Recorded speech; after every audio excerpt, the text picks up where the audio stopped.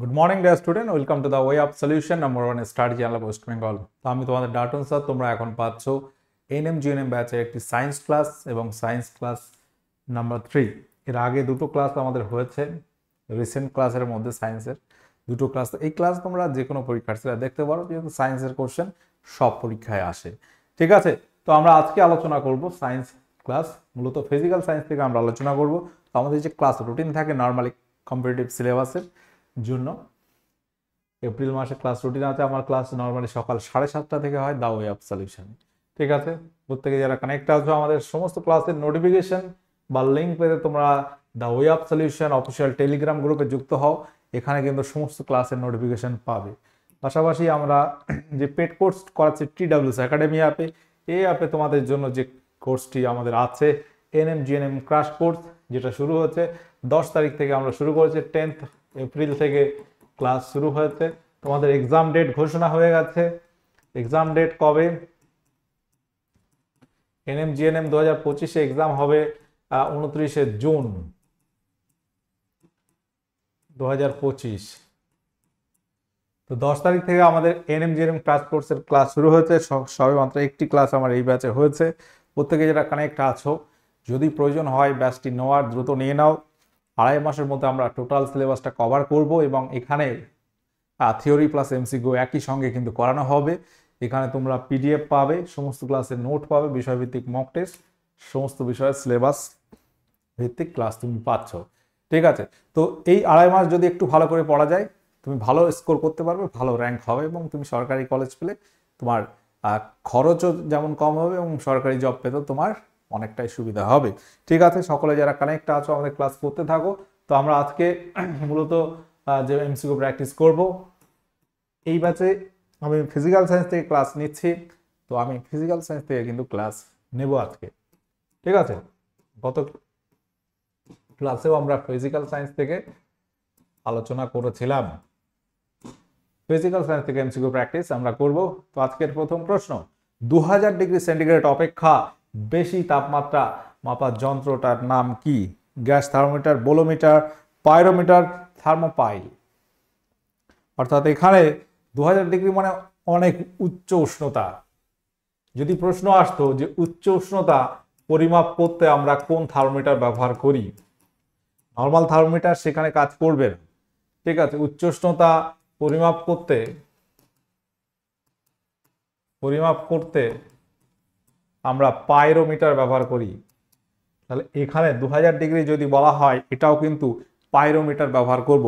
যদি খুব নিম্ন তাপমাত্রা পরিমাপ করা হয়, সেক্ষেত্রে পারদ থার্মোমিটার কিন্তু কাজ করবে না, পারদ জমে কঠিন হয়ে যাবে। তো খুব নিম্ন তাপমাত্রা পরিমাপ করতে অ্যালকোহল থার্মোমিটার আমরা ব্যবহার করে থাকি। আর উচ্চ উষ্ণতা যন্ত্রের নাম পাইরোমিটার। পরবর্তী প্রশ্ন, সব থেকে শক্তিশালী বিজারক পদার্থের নাম কি? প্রত্যেকে যারা কানেক্ট আছো অ্যান্সার করো।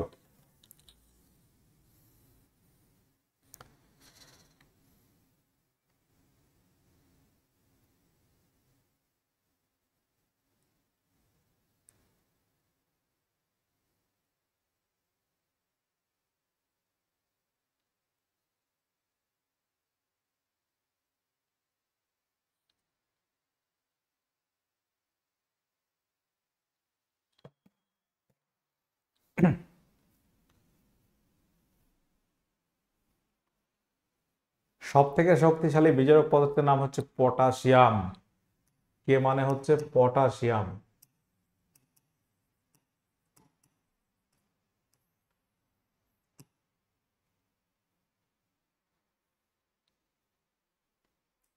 ঠিক আছে, আচ্ছা পরবর্তী কোশ্চেন আমরা আসছি।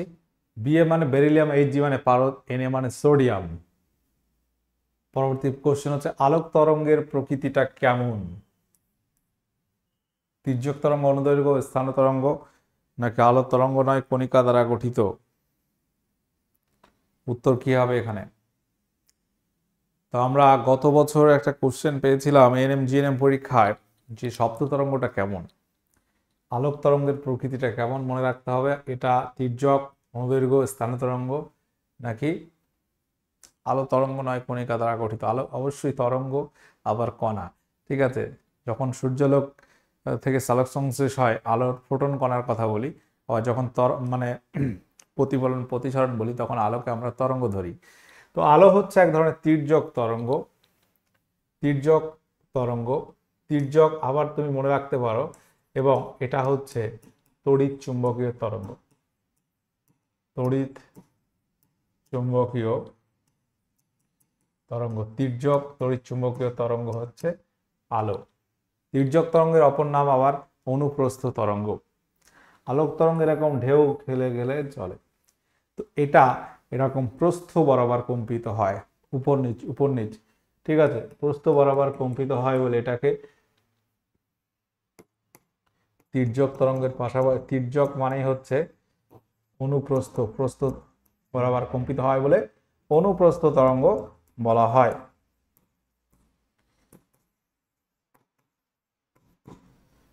ক্লিয়ার?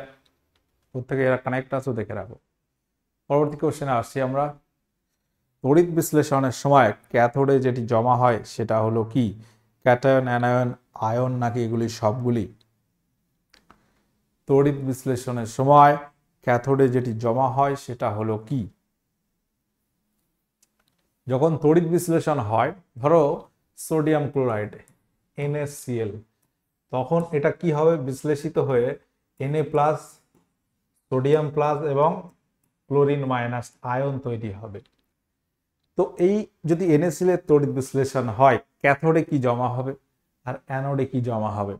ক্যাথোডে জমা হবে ক্যাটায়ন, অ্যানোডে জমা হবে অ্যানায়ন। ক্যাটায়নটা হচ্ছে পজিটিভ, ক্যাথোডে হয় জারণ, ক্যাথোডে হবে জারণ, অ্যানোডে হবে বিজারণ। ঠিক আছে, ক্যাথোডে মনে রাখবে জারণ হয়, যেহেতু পজিটিভ আয়ন সেখানে জমা হয় সেটাকে জারণ বলা হবে। আর ঋণাত্মক আয়ন যেখানে জমা হয় অ্যানোডে, সেখানে বলা হয় বিজারণ হয়। ঠিক আছে, অ্যানায়ন যেখানে নেগেটিভ আয়ন, ক্যাটায়ন মানে পজিটিভ, অ্যানায়ন মানে নেগেটিভ, অ্যানায়ন মানে নেগেটিভ।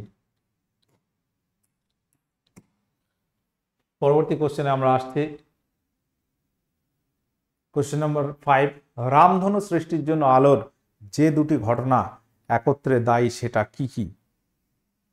আলোর কোন দুটি ঘটনা একত্রে দায়ী?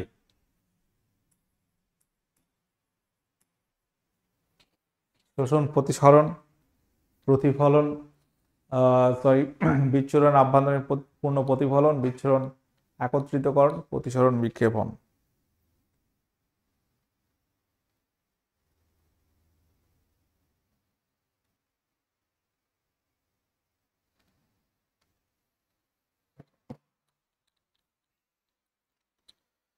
রামধনু সৃষ্টি, রামধনু মানে আকাশে আমরা আলো বিচ্ছুরিত হয়ে বিভিন্ন রং বেরঙের বর্ণ দেখতে পাই। আমরা সাদা আলো বিচ্ছুরিত হয়ে বলি বেনি আশাকলা, সাতটা বর্ণ তৈরি হয়, ইংরেজিতে ভিবজিওর বলি। তো সেখানে এই যে ঘটনাটা ঘটে, একই সঙ্গে দুটো ঘটনা, বিচ্ছুরণ এবং আভ্যন্তরীণ পূর্ণ প্রতিফলন, দুটো ঘটনা একসঙ্গে ঘটে। ঠিক আছে, পরবর্তী কোশ্চেনে আমরা যাচ্ছি। ক্যামেরায় কি ধরনের লেন্স ব্যবহার করা হয়? ক্যামেরা যেগুলো আমরা ব্যবহার করি নর্মালি, সেখানে কি ধরনের লেন্স থাকে? অপসারী লেন্স সমন্বয়, উত্তল অবতল লেন্স, অভিসারী লেন্স সমন্বয়, অপশন ডি সম অবতল লেন্স। ক্যামেরায় কি ধরনের লেন্স ব্যবহার করা হয়? আচ্ছা, অপসারী আর অভিসারী লেন্সটা কি আদৌ তোমরা জানো? অবশ্যই অনেকে জানো। উত্তল লেন্সকে আমরা কি বলতে পারি? আলোক রশ্মিগুচ্ছ ধরো কোনো একটা বিন্দু থেকে এদিকে একবার বেরিয়ে যাচ্ছে, এদিকে বেরিয়ে যাচ্ছে, এটাকে আমরা কি বলি? এটাকে বলি অপসারী আলোক রশ্মি। অপসারী আলোক রশ্মি। আচ্ছা, আর উল্টো ঘটনা যদি আমরা দেখি, বিভিন্ন জায়গা থেকে গিয়ে একটা জায়গায় জমা হচ্ছে, এখানে জমা হচ্ছে, একটা বিন্দুতে মিলিত হচ্ছে, এটাকে বলা হয় অভিসারী আলোক রশ্মিগুচ্ছ। অভিসারী আলোক রশ্মি।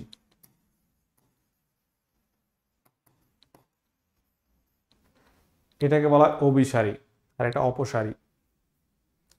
তো মূলত উত্তল লেন্স যে কাজটা করে, উত্তল লেন্স এটাকে বলা হয় অভিসারী লেন্স। অভিসারী লেন্স। উত্তল লেন্সকে বলা হয় অভিসারী লেন্স।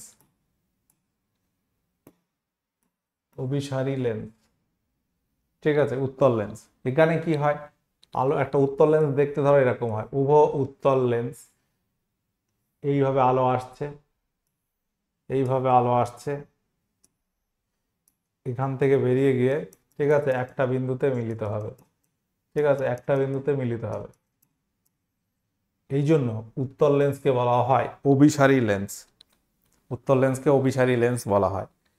আচ্ছা, অবতল লেন্সটা কি করে? অবতল লেন্সটা এরকম হয়, আলো এইভাবে যাচ্ছে, এইভাবে যাচ্ছে, গিয়ে এইভাবে থেকে বেরিয়ে যাচ্ছে, ঠিক আছে, এইভাবে বেরিয়ে যাচ্ছে, এইভাবে বেরিয়ে যাচ্ছে, চারিদিকে ছড়িয়ে যাচ্ছে। এই লেন্সটাকে আমরা বলবো অবতল লেন্স।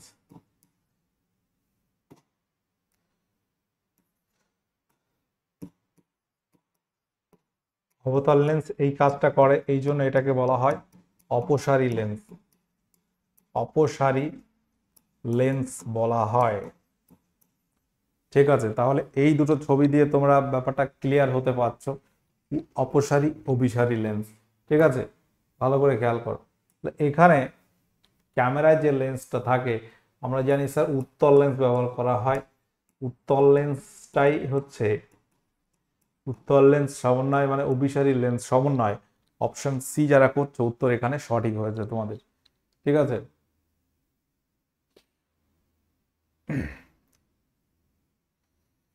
যদি কম্পাঙ্ক অপরিবর্তিত থাকে তাহলে শব্দের প্রাবল্য কিসের উপর নির্ভর করে? যদি কম্পাঙ্কটা চেঞ্জ না হয় তাহলে শব্দের প্রাবল্য কিসের উপর নির্ভর করে? শব্দের বেগ, বিস্তার, তরঙ্গ দৈর্ঘ্য কোনোটি নয়। মোবাইলে যখন মিউজিক শোনো দেখবে মিউজিক এরকম শব্দ আপ ডাউন করছে, বা হার্টবিট যখন ইসিজি করা হয় দেখবে হার্টবিট এরকম আপ ডাউন হয়, ঠিক আছে। যখন খুব জোরে জোরে হার্টবিট হয় তখন ওই গ্রাফটা এরকম মানে এরকম আপ ডাউন হয়ে যায়, ঠিক আছে। এরকম আপ ডাউন যখন হয় তখন বোঝা যাচ্ছে হার্টবিটটা খুব বাড়ছে। আবার যদি আস্তে আস্তে এরকম স্লো হয় গ্রাফটা এরকম এরকম এরকম পড়তে থাকে, তাই তো। যাই হোক, তো এই যে ব্যাপারটা, এই যে যখন খুব লাউড, আমি যখন খুব জোরে কথা বলছি, তুমি জোরে মানে খুব উচ্চ স্বরে কথা বলছি, তোমরা একটু জোরে শুনছো, আবার যখন খুব ধীরে কথা বলছি ধীরে শুনছো, তাহলে এই যে কথাটাকে যদি একটা গ্রাফে আমরা দেখি এরকম আপ ডাউন হয়, শব্দ তরঙ্গ এভাবে দৈর্ঘ্য বরাবর কম্পিত হয় এবং এটা এরকম আপ ডাউন হয়। কম্পাঙ্কটা যদি ফিক্সড থাকে, সময়ে যে কটা হয় কম্পন সেই কটাই হচ্ছে, এক সেকেন্ডে যে কটা কম্পন হয় সেটাকে কম্পাঙ্ক বলা হয়। কম্পাঙ্ক যদি চেঞ্জ না হয়, শব্দের প্রাবল্য তুমি কত জোরে শব্দটা শুনছো সেটা নির্ভর করে বিস্তারের উপর। এটাই হচ্ছে বিস্তার, কত দূর উঠলো গ্রাফটা, ঠিক আছে, এটাকে বলা হচ্ছে বিস্তার, ঠিক আছে, এটাকে বলা হচ্ছে বিস্তার। একটা তরঙ্গ দৈর্ঘ্য মানে তরঙ্গটা কতটা লম্বা, টোটালটাকে তরঙ্গ দৈর্ঘ্য বলা হবে। শব্দের বেগ আলাদা, তো বিস্তারটা মেনলি হচ্ছে ম্যাটার করছে। শব্দের বিস্তার যদি বেশি হয় প্রাবল্যটা বেশি হবে, বিস্তারের উপর ডিপেন্ডেবল। শব্দের প্রাবল্য কত ডেসিবেলের বেশি হলে তবে তা মানুষের স্বাস্থ্যের পক্ষে হানিকারক বা ক্ষতিকারক? কোশ্চেন নাম্বার 8 বলো। ডিবি অর্থাৎ ডেসিবেল। ডিবি মানে হচ্ছে ডেসিবেল।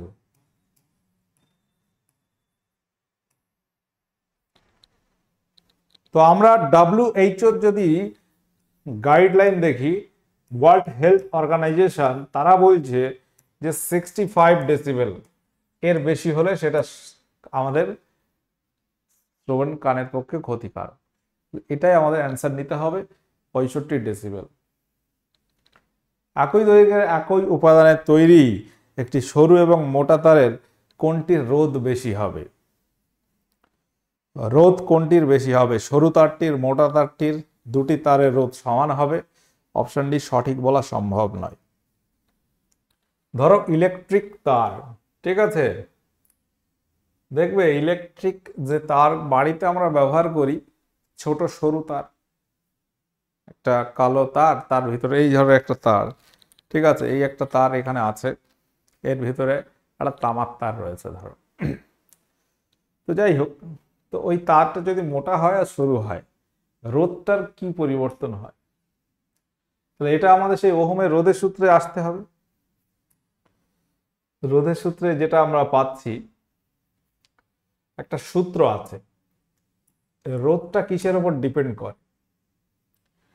রোধটা হচ্ছে প্রপোর্শনাল টু এল আর প্রপোর্শনাল টু 1/a, দুটো মিলিয়ে হয় আর প্রপোর্শনাল টু L/a, আর ইকুয়াল টু রো L/a। এই একটা ফর্মুলা লাস্ট পর্যন্ত আমরা পাই, আর ইকুয়াল টু L/a।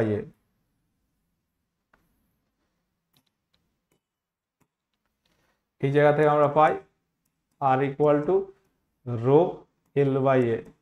যদি সমান সমান করে দিই, এই রোটাকে বলা হয় রোধঙ্ক। রোধঙ্ক কনসেপ্টে আমরা যাচ্ছি না, তো আমরা এই দুটো ব্যাপারে নিয়ে কথা বলবো, এই একটা। অর্থাৎ রোধ এল, এখানে এল মানে হচ্ছে দৈর্ঘ্য, তারের দৈর্ঘ্য, এটা কিন্তু এল। এ মানে হচ্ছে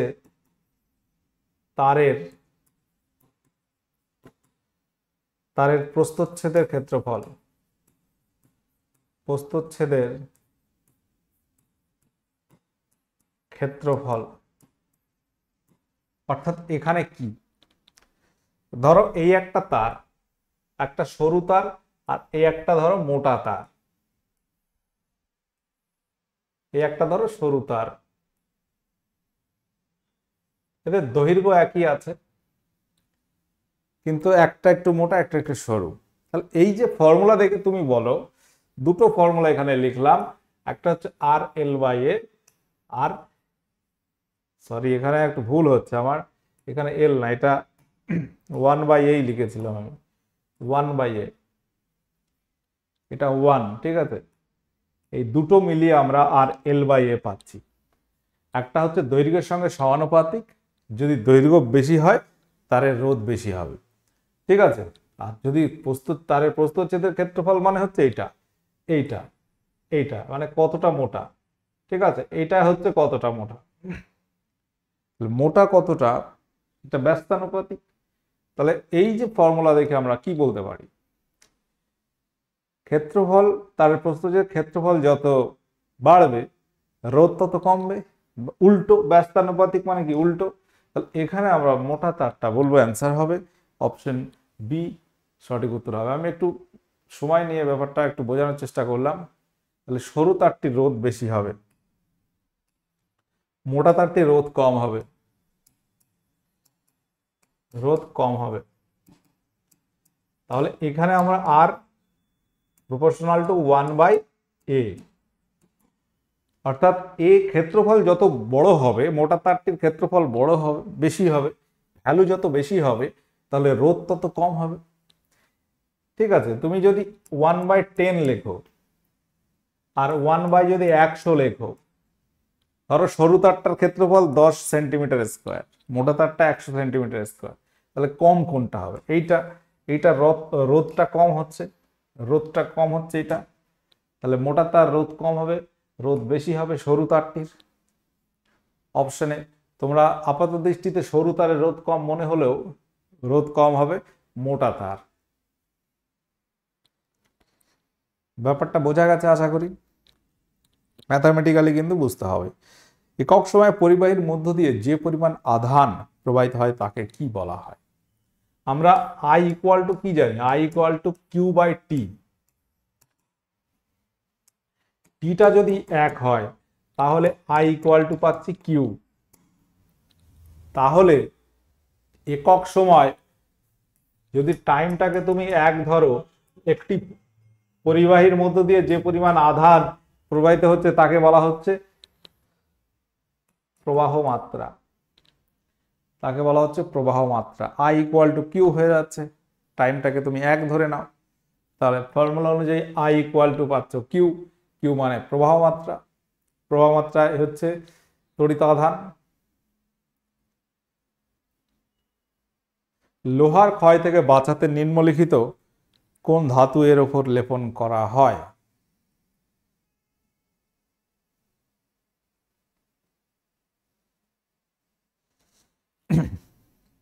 লোহার ক্ষয় থেকে বাঁচাতে নিম্নলিখিত কোন ধাতু এটির উপর লেপন করা হয়? কপার লেপন, জিঙ্ক, নিকেল, টিন। উত্তর কি হবে এখানে? লোহার ক্ষয় থেকে বাঁচাতে নিম্নলিখিত এখানে মনে রাখবে জিঙ্ক লেপন করা হয়। এই যে পদ্ধতি লোহার উপর দস্তার লেপন, এটাকে বলা হয় গ্যালভানাইজেশন, যাতে লোহায় মরিচা না ধরে। গতিশীল বস্তুর বেগ 50% বৃদ্ধি পায় যদি, তাহলে তার গতিশক্তি বৃদ্ধির পরিমাণ কত হবে? কোনো গতিশীল বস্তুর বেগ যা ছিল তার 50% বাড়িয়েছ, তাহলে গতিশক্তি বৃদ্ধিটা কত হবে? ধরি বেগ আগে ছিল 10, ভি ড্যাশ কত হবে? 15 হবে। 50% বৃদ্ধি মানে কি? 10 ছিল, 10 এর হাফ 5, 10 আর 5 15 হলো। বা তুমি 100 ধরলে এটা 150 হবে, যেটা তুমি ধরতে পারো। বেগ ভি ছিল, ভি ড্যাশ ধরলাম, ঠিক আছে? তাহলে বা ভি তোমরা V1 ধরো,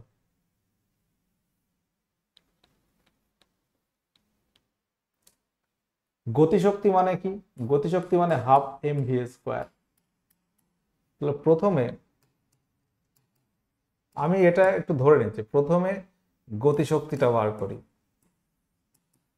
গতিশক্তি কত ছিল? ছিল হাফ এমটা আমরা এম রাখছি, ভিটা ধরো 10 স্কোয়ার করে দিচ্ছি, আমরা এটা 10 ধরছি। হ্যাঁ, ক্যালকুলেশন যত ছোট ধরবে তত আমার সুবিধা হবে। 10 100 ধরলে একটু বড় হবে, 10 ধরলে ছোট হবে, ঠিক আছে? তুমি ধরে নাও, আমি তোমাদের বোঝাচ্ছি।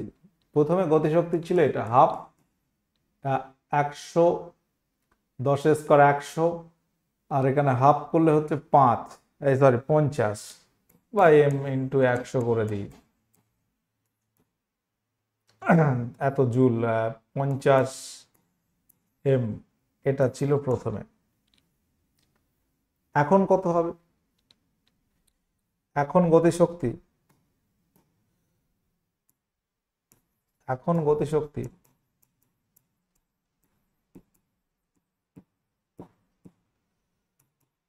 হবে কত? হাফ ইন্টু এমটা এম রাখছি, 15 স্কোয়ার করে দিলাম, তাহলে 225 ভাগ 2m। এখন এটা হচ্ছে, আগে ছিল 50m, এখন হচ্ছে 225/2, মানে হচ্ছে এটা ভাগ করলে কত পাচ্ছি আমরা? 2 1 112.5। তাহলে বৃদ্ধিটা কত হচ্ছে? 50 থেকে বেড়ে 112.5 হয়েছে। তাহলে একটু জাস্ট আমি পেজ নিই এখানে। ধরো 50m ছিল আমার, এটা গতিশক্তি ছিল, এখান থেকে হয়েছে 112.5m। তাহলে বৃদ্ধিটা কত হয়েছে? ভালো করে দেখো, আমি তোমাদের বোঝাচ্ছি। বৃদ্ধি হয়েছে 62.5m। এমটা ভর, তো ভর রেখে দিয়েছি, তাহলে বৃদ্ধি এটা হয়েছে। ব্যাপারটা আইডিয়া করতে পারছো তো? 50 থেকে বেড়ে 112.5 হয়েছে, তুমি তাই তো আমরা পেলাম। দেখো, প্রথমে গতিশক্তি ছিল এত, হাফ এম ভি স্কোয়ার, এমটা ভিটা 10 ধরেছি আর ভি ওয়ানটা 15, ভিটা 50% বৃদ্ধি পেয়েছে বলে 15 ধরেছি, 10 থেকে 15, বুঝে নাও ব্যাপারটা। তাহলে প্রথমে গতিশক্তি ছিল, গতিশক্তি রাশিটা এটা, half into m v square, 10 square 100, 100 ভাগ 2 50m, এটা ছিল প্রথমে। এখন গতিশক্তি half into m 15 square, 225 15 square মানে বাই 2m, 112.5। তাহলে এই হচ্ছে, তাহলে প্রথমে 50 ছিল, 112 বৃদ্ধি হতে এত, তাহলে কত বৃদ্ধি হচ্ছে? টোটাল 62.5 হয়েছে কতই? 50-এ। তাহলে শতকরা কত? 100। তুমি এখানে এম বসিয়ে দিতে পারো। তাহলে এখানে আমরা এম কাটো, এই যে পার্সেন্টেজটা তুমি পাচ্ছ, শতকরা বৃদ্ধির হার কত? শতকরা বৃদ্ধির হার এটা, 50 m থেকে হয়েছে 112.m, তাহলে টোটাল বৃদ্ধি 62.m। 50 m বেড়েছে 62.5, তাহলে 100 করলে পার্সেন্টেজ পাবো। তাহলে এখানে 50 দিয়ে কাটলে পাচ্ছ 2। 62.5 ইন্টু 2, 62.5 ইন্টু 2 করলে কি পাচ্ছ? 125। তাহলে এখানে তোমরা আপাত দৃষ্টিতে অনেকে 225 করলে উত্তর কি হবে? 125% বেড়েছে। ক্যালকুলেশনটা দেখতে পাচ্ছ? এত কিছু করলাম জাস্ট তোমাদের বোঝানোর জন্য। এমনি ক্যালকুলেশন আমরা করলে 1 সেকেন্ডে বেরিয়ে যাবে। ঠিক আছে, তুমি এইটুকু যদি করতে পারো, 50 থেকে 112 হয়েছে, টোটাল বৃদ্ধি 62.5, 62.5 বেড়েছে 50 থেকে, তাহলে 100 কত হবে? ডবল করে দাও, 62.5-এর ডবল 125। আচ্ছা, এখানে আর একটা অঙ্ক আছে। সমতরণে গতিশীল কোনো বস্তুর প্রাথমিক বেগ 10 মিটার পার সেকেন্ড, 15 সেকেন্ড পরে বেগ 40 মিটার পার সেকেন্ড, তাহলে ত্বরণ কত? সূত্র কি আছে? তাহলে এখানে প্রাথমিক বেগ হচ্ছে 10 মিটার পার সেকেন্ড। ঠিক আছে, এটাকে আমরা ইউ বলি। প্রাথমিক বেগটাকে আমরা প্রকাশ করি ইউ দিয়ে।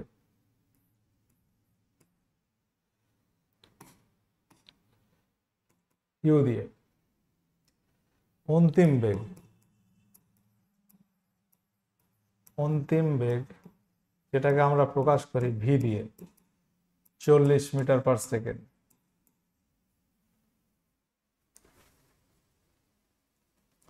সময় কত এখানে? সময় টাইমটা কত? 15 সেকেন্ড।